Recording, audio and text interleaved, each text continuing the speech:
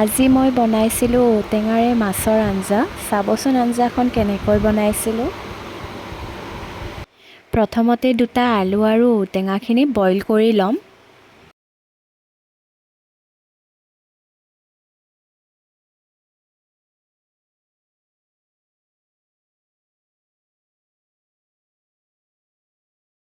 ঔটেঙাখিনি boil হোৱাৰ পিছত মাছখিনিও fry কৰি ল'ম।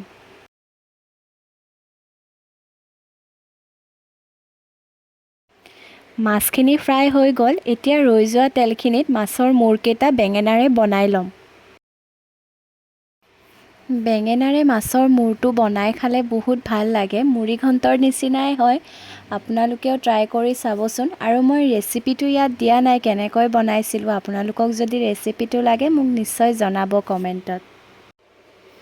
ইয়াৰ পিছত অকণমান তেলত সৰিয়হ কেইটামান দি সৰিয়হকেইটা ফুটাই ল'ম। তাৰপিছত শুকান জলকীয়া দুটা দিম আৰু বইল কৰি থোৱা আলুখিনি ফ্ৰাই কৰি ল'ম।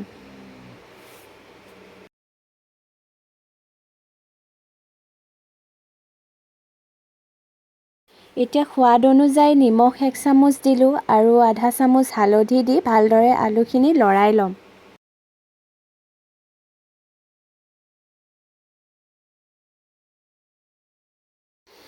তাৰপিছত বইল কৰি থোৱা ঔটেঙাখিনিও ইয়াতে এড কৰি দিলোঁ। এড কৰি দি ভালদৰে আলুখিনিৰ লগত মিহলাই ল'ম।